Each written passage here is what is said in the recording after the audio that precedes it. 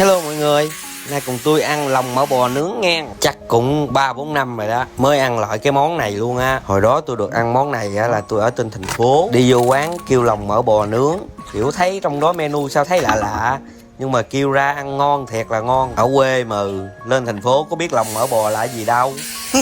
Cái vô tình bữa nay tôi thấy ở trên mạng có bán, cái tôi mua về tôi lụm lên, nhìn nướng xèo xèo xèo lên màu nhìn hấp dẫn quá ha. Ăn đồ nướng vậy sao thiếu một chén nước chấm của tôi được. Lòng này mỡ này ăn không có ngán, cắn vô cái là đã lắm.